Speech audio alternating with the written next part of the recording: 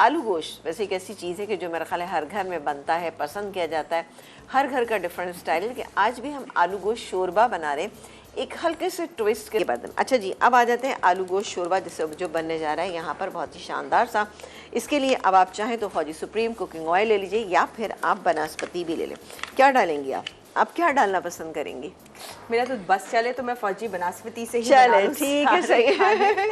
तो चले आज आपकी इस पे हम करते हैं। चले आज फौजी बनास्पति। बिल्कुल ओके, फौजी बनास्पति। सर्दियों में तो वैसे भी हलवे, पराठे और बहुत कुछ दिल हलवा भी बनाने जा रहे हैं ना अभी हम एक। हाय हाय हाय, सही सर्दी मना रही हैं आप ना। फौजी बनास्पति, ये वीटीएफ बनास्पति है, आप देख सकते हैं ये भरपूर है, दानेदार, खुशबूदार, जायकेदार, मज़ेदार और इसके साथ साथ 100% कोलेस्ट्रॉल फ्री है। बस मेरा ख्याल है बस काफ़ी है। ओके, ठीक है। बल्कि एक काम करते हैं, एक फ्राइंग पैन भी हम ले लेते हैं। चले इस फ्राइंग पैन में भी आप डालें क्योंकि हमें आलू फ्राई करने।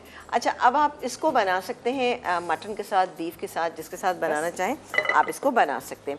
यहाँ पर हाफ़ के जी मेरे पास मटन था जिसको मैंने, भाई सच्ची बात है कि थोड़ा मैंने इसको बॉईल कर लिया।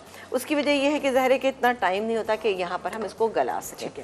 अब हम एक काम ये करेंगे कि यहाँ पर शामिल करेंगे ये प्याज जो मेरे पास यहाँ पे मौजूद है। ये गई प्याज, एक मीडियम साइज़ की प्याज, इसको हम हल्का सा कलर देंगे।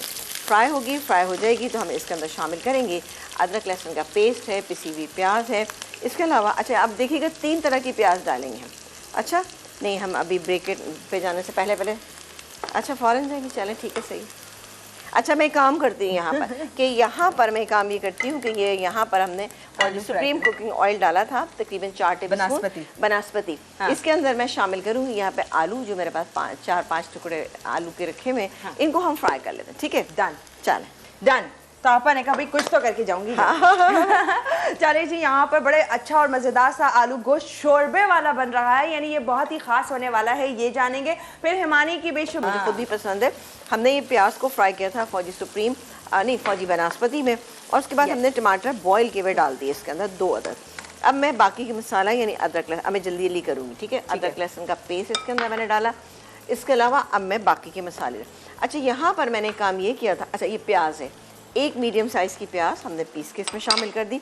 अच्छा ये मेरे पास गोश्त जो है वो ये बॉईल हुआ है, इसमें सिर्फ इतनी सी कसर है कि जब हम आलू के साथ इसको गलाएंगे तो ये बेहतरीन रहेगा। चूल्हा मेरा ख्याल है गैस कम हो रही है। हाँ मुझे समझ आ गया। आ गया जी जी, हाँ ठीक है जी। अच्छा अब हम इसमें नमक डालेंगे, क्योंकि मैंने गोश्त को बॉईल करते हुए भी नमक डाला था। हाँ। तो ये थोड़ा सा नमक डलेगा इसके अंदर मसाले के हिसाब से। इसके अलावा हम डालेंगे पिसा हुआ धनिया, तकरीबन 1 टेबलस्पून या 2 टीस्पून के करीब डाल दीजिएगा आप।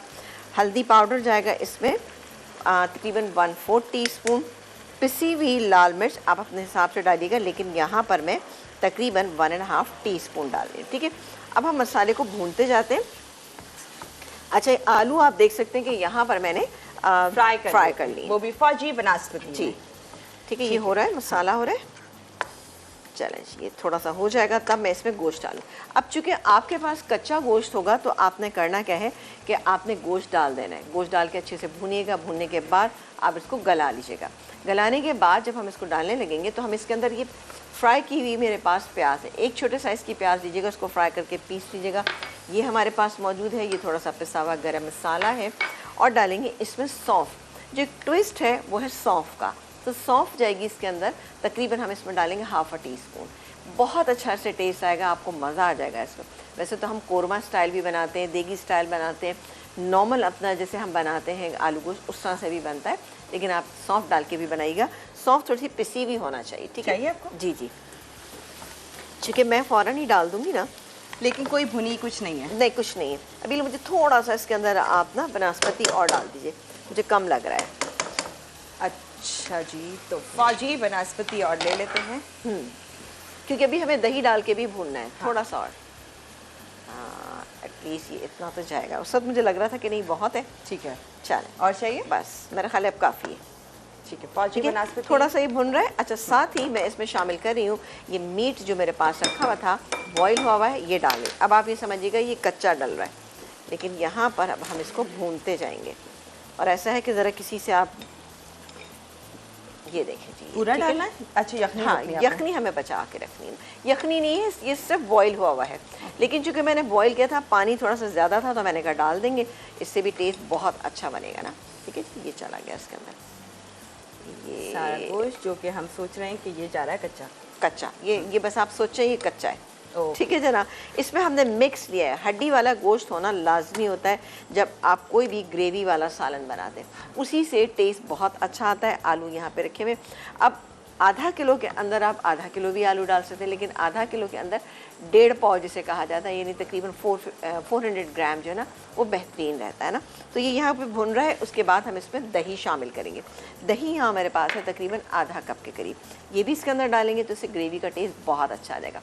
जिस वक्त हम आलू डालेंगे, हम फ्राई की हुई प्याज डालेंगे, तब हम इसके अंदर थोड़ी सी सौंफ का इस्तेमाल करेंगे, तो आप देखिएगा कितना अच्छा सा इसका टेस्ट आएगा। ठीक है, अभी आप इसको बंद करें। मुझे लगता है ब्रेक का टाइम तो नहीं आ गया, या मुझे लग रहा है जल्दी जल्दी हम ब्रेक दिल कर रहा है तो ले ले। हाँ, मुझे लग रहा है कि ले लेना चाहिए। ठीक है ना, बिल्कुल। मैंने कहा कि बिल्कुल। अच्छा, फ्राई किए हुए आलू थे, गोश्त हमने अच्छे से भून लिया। उसी दौरान मैंने इसके अंदर दही भी शामिल किया, जो कि हाफ कप था।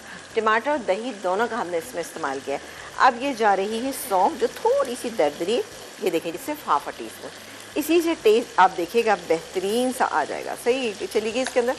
और डालेंगे हम इसमें ये फ्राई की हुई प्याज, जो तकरीबन एक थी, पिसा हुआ गरम मसाला। अच्छा, एक से मुराद एक छोटे साइज़ की। अब आपने देखा कि हमने इसमें 3 तरह की प्याज डाली है, यानी पिसी हुई, कटी हुई और फ्राई की हुई, ताकि अच्छा सा इसका शोरबा तैयार हो जाए। और ये हो गया। अब डालेंगे ये वाला भी मैं इसकी डाल रही हूँ, इसमें हरा धनिया का पत्ता पड़ा है। अभी खुशबू अच्छी सी आई आपको कि नहीं? बहुत अच्छा। चलें, ये हो रहा है। अच्छा, अब हम एक काम ये करते हैं कि इसको हम पकने के लिए छोड़ देते हैं, ताकि हमारे जो टमाटर हैं, सॉरी आलू जो है वो गल जाए। जी बिल्कुल, कवर कर दीजिए। ठीक है, आलू गल जाए, ग्रेवी थोड़ी सी इसकी थिक रहेगी, तो ये हमारा ज़बरदस्त सा आलू गोश्त शोरबा जो है वो तैयार है। बहुत थिक नहीं रख, आलू गोश्त शोरबा में इसको मिक्स कर देंगे, थोड़ी देर के लिए दम पे रख दें और